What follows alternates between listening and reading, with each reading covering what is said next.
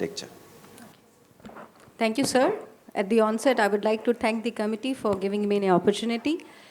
And yes, as we started with conventional protocols done by Shrutika and Manisha, and then the trigger by Sheetal.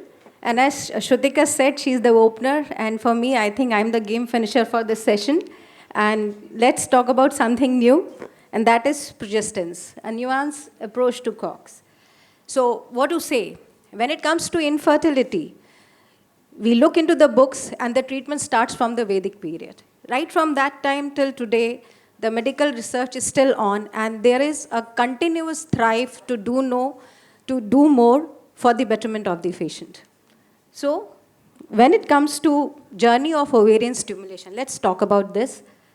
It was in 1927 to 1930 that the first time human chorionic gonadotrophin was extracted by Zondek, and pregnant mare serum gonadotrophin was taken by Cole and Hart, which is used in animals for ovulation.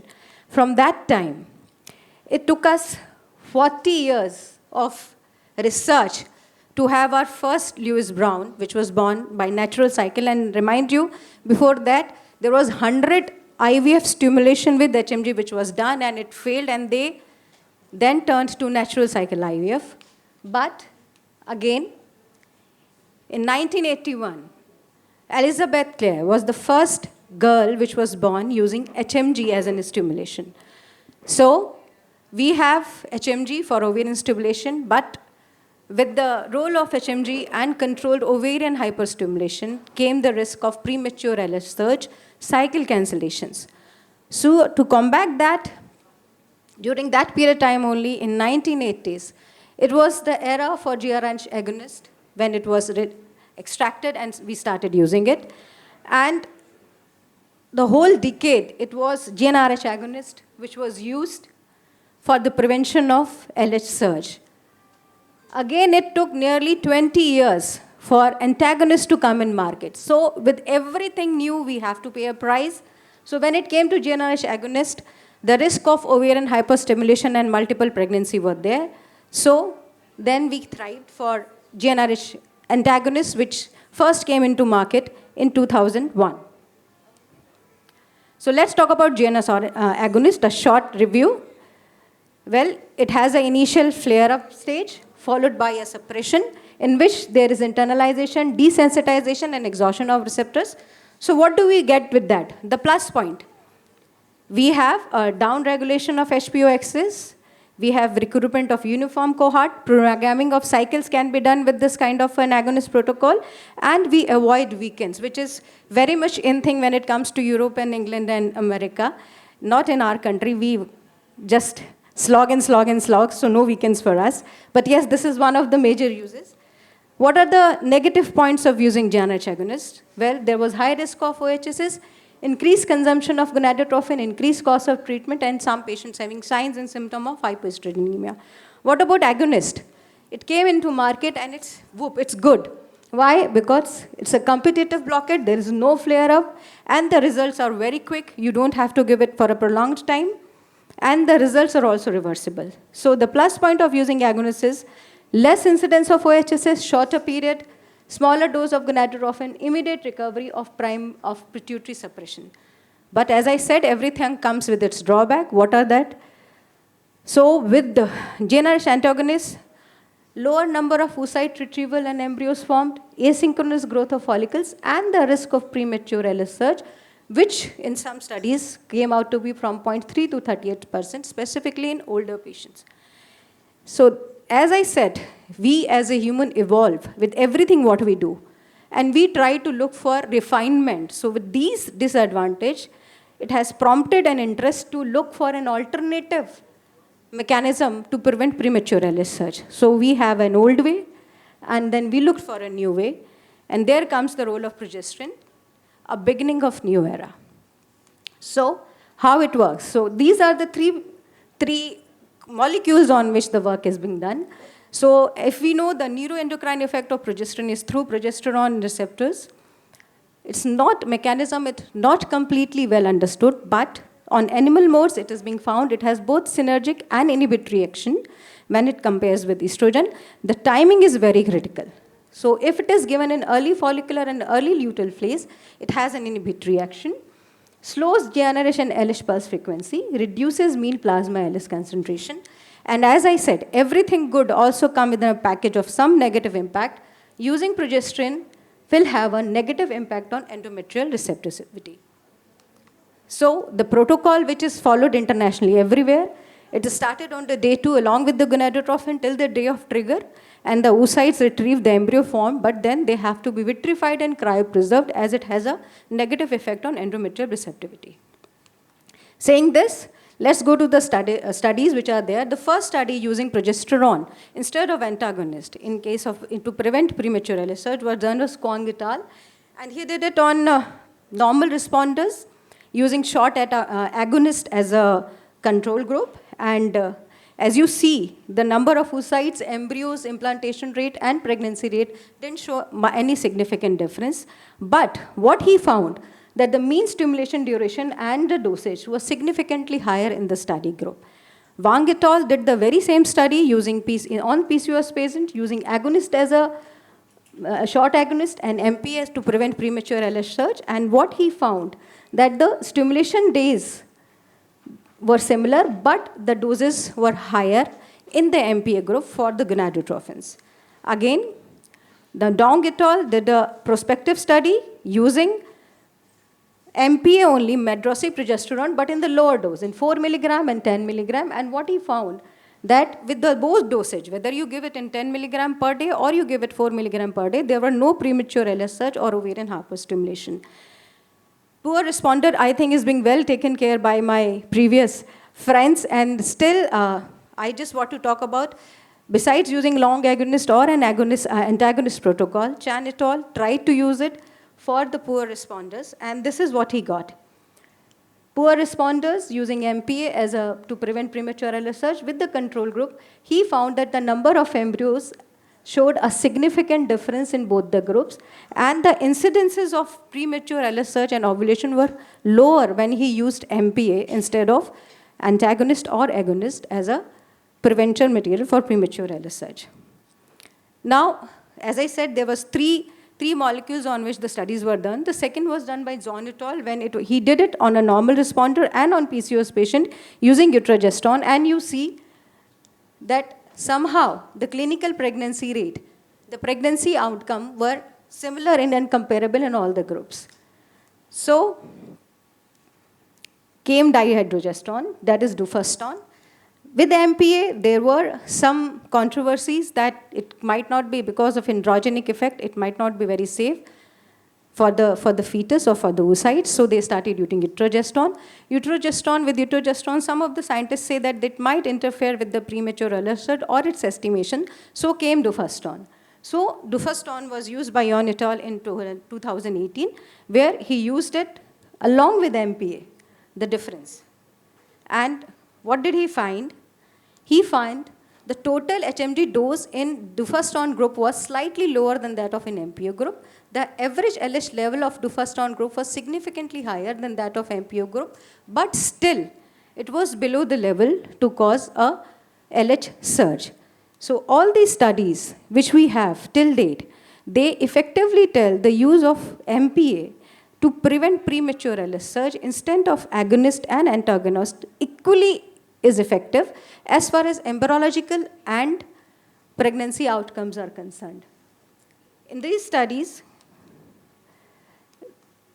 this is one study, the one which was done by Bulgaria et al. On donor oocyte, a prospective study. He is the only one who found that the pregnancy outcome was worse when we used an MPA protocol. According to him, though MPA is non-inferior when it comes to embryological outcome, but when it comes to pregnancy outcome lies implantation rate and clinical pregnancy rate, it was lower in the patients who are using MPA for the prevention of premature LH surge. This is the study done at our center, and it is accepted in International Journal of Reproductive Medicine. We did a retrospective study in which 250 donors were divided into two groups, the one using MPA and the other using antagonist, and the embryo transfer was done to 364 recipients. So in our study, we found that the the live birth fetuses were comparable in both the groups, and the good quality blastocyst is also comparable in both the groups. And when it comes to economic cost effectiveness, the stimulation cost for antagonist group was $1,107, whereas for MPA group was 868 rupees, dollars. So there was a difference of $239. Why I say this is important? Because in our country, if we go to say the per capita income, which is being set by consensus in 2016, is only $150. So if any protocol can be cost effective enough to save this much of money of a patient and give a comparable embryological and pregnancy outcome, then it should be considered. It should be what we should think of. That is basically, this is what we thrive for. So before concluding everything, the two main effect, or the two main things which we always look for when we give a controlled ovarian stimulation to our patient is LH suppression, besides the rest of the outcomes. So this study, this analysis, meta-analysis, showed of different studies. A forest plot showed either they had comparable LH surge suppression, or they were better when it comes to premature LH surge suppression. Cost effectiveness is the factor which is very important when it comes to developing countries, and as a matter of fact, even in developed countries. So these are few studies. This was done by Antonio. He found that the generous antagonist cycle cost varies from near about 190 to 320 pound, and as far as if you give MPA, it is 10 to 15 pound. Similarly, there is one more study which showed that with antagonist protocol and MPA protocol, the difference of $2,079, and as what I said in my studies. So yes, we cannot deny the cost effectiveness of MPA protocol. So to end with, this was a meta-analysis which was done in 2021 regarding the use of MPA protocol, and in DOR patients, it demonstrated to be efficient for LS suppression.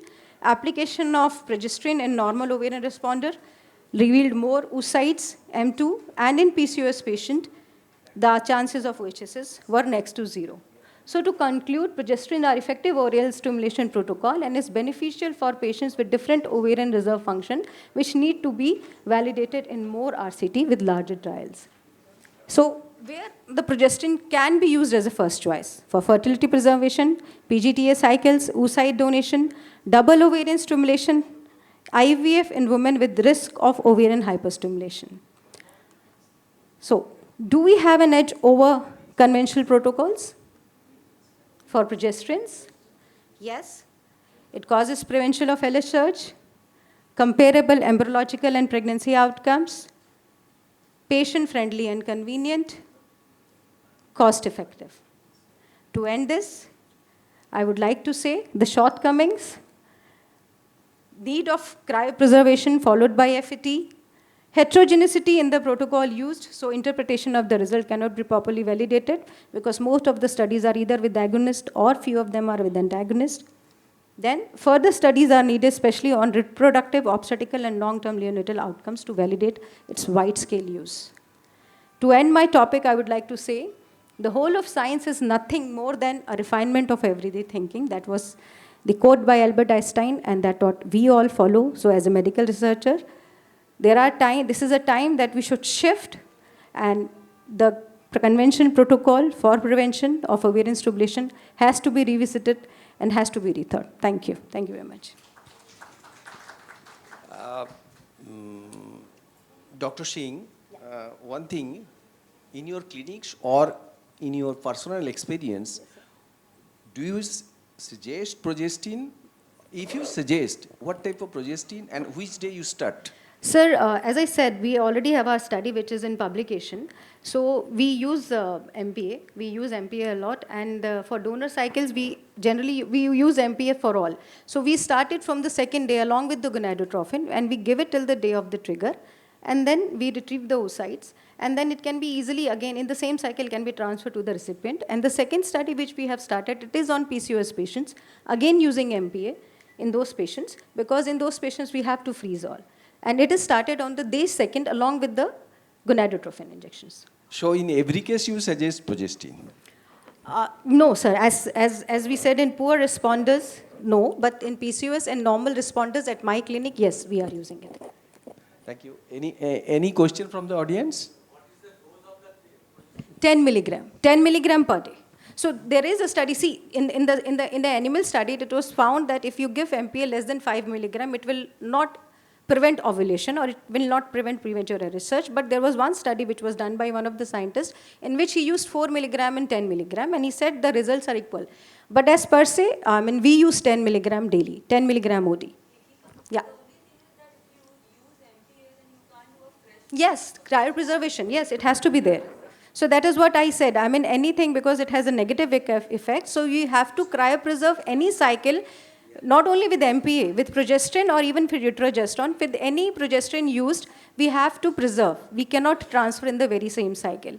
So the study which was done on poor ovarian reserve or diminished ovarian reserve patients, since they found that those oocyte which they collected, they went for PG testing. So they used MPA in those patients instead of giving them short agonist or a long agonist protocol. And they found that the oocyte retrieval rate is better. But this study was done with the control group as a natural cycle. So there are no studies which has compared a role of progesterone in poor ovarian reserve with short agonist or long agonist protocol to validate that it can be used in these patients also. Yeah, ma'am, I have one last question. Yeah, sure. Besides the obvious benefit of compliance and reduced cost, Yeah. is there any other medical benefit compared to antagonists and progestins? No, I don't think so. This is Because just a substitute for an antagonist. See, ultimately what we want in our cycles when we individualized a case, a patient-friendly protocol and a convenience and a cost-effectiveness, as I said. The place where I work, people, if they can save even 15,000 and 20,000 of a money for specifically a donor stimulation, or they are a hyper responder, then using this protocol will help them to save that much of money. So cost effectiveness is, I feel personally, is one of the most important reason why I shifted from antagonists, and then convenience. Lesser injections intake, and they are more, okay, madam, एक ही injection लेना है, दूसरा तो हमको खाना है. This is what they say. So that is. Were there any cases of OHSS recorded in PCOS No, patients? I haven't seen even a single case of OHSS in these patients. No. Hello. Actually, we are running late, so please do the question and let us finish. Yes. Just when we are talking about cost effectiveness, I think for the donor cycle it makes sense, because anyways for the self cycles we are adding the cost when we are freezing and thawing. So it But is, in PCOS patient, you see, in general, PCOS, yes, that's so what for it has to be. those Yes, two PCOS categories patients. wherein we know that there is a chance of hyper response, Yeah. and we may anyway go for a all freeze, then it makes sense. See, there are few clinics, Manisha, where they definitely follow all freeze, which is not right, but sometimes they follow freeze for all, or all Yes, freeze policies. exactly. So Yeah, maybe for those where we protocols, think it that works. freezing has to be done, and it is to be done not because we are using protocol, because of some other reason we are doing freezing, then why not to use this protocol? And for donor oocyte cycles, patient do have to pay for the donor also. So if you can really cut down a cost a bit for him by using MPA, then this is a boon for him. Yes. Specifically for donor yeah, I oocytes. get that. Yeah. Thank you. Thank you. Thank you, Dr. Singh, for a nice presentation and informative and interaction also. So as we are running late, so let me end of the session, to declare the end of the session. Thank you all for a nice session. Thank you, dear chairpersons and speakers, for a wonderful session. I would like to invite the chairpersons for their mementos.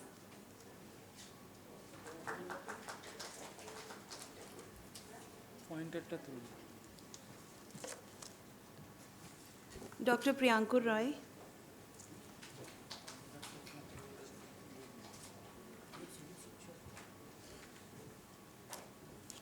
Dr. Joel Banker.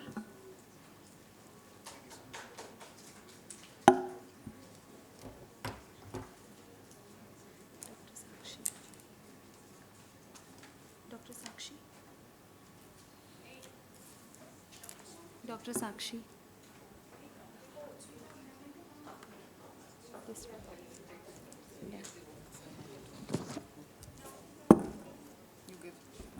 Dr. Shrutika Thakkar.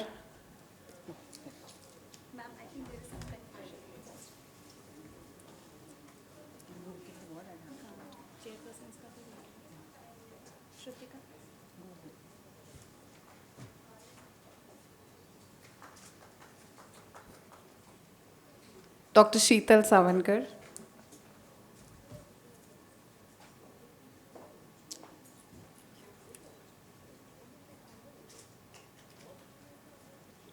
Dr. Ekika Singh.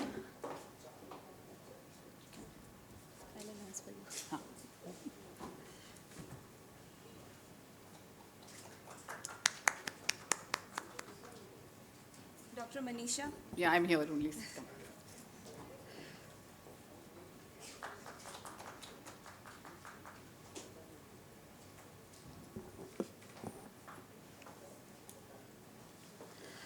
With this, we'll close the session B1. Thank you, chairpersons, and thank you, speakers.